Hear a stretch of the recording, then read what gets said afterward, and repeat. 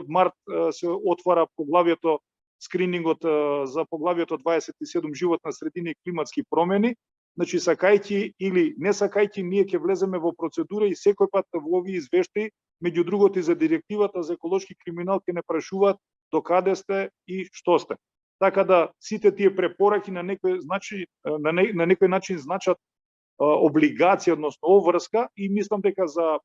по моја оцена, не повеќе од 6 месеци можеме да се преструктурираме доколку се формира еден таков оддел во Министерството за внатрешни работи и сите овие институции преку овие водечи стандардни оперативни процедури бидат вмрежени, како за почетокот и регулаторниот циклус вика дека треба да имаме многу добра организација, добри парчиња на законодавството, понатаму имплементација или имаме убав македонски збор примена и спроведување на законите. И потоа да направиме анализи за во иднина што треба да се менува и така натаму и така натаму. Ете така за почеток, па никој може Никола, да истото прашање за вас. Добро, Дарко, голем дел од работите ги кажа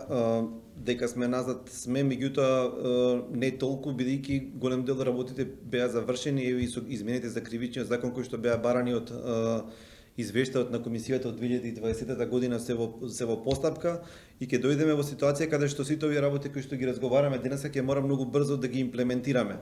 Сепак клучниот проблем, како што кажа и Дарко, сметаме дека е координација помеѓу клучните институции и второ, посебно деление во Министерството за внатрешни работи, бидејќи од тука почнува целата истрага, со тоа што во иднина ќе мора да направиме напор тоа одделение да се искоординира и секако во делот на судството реорганизација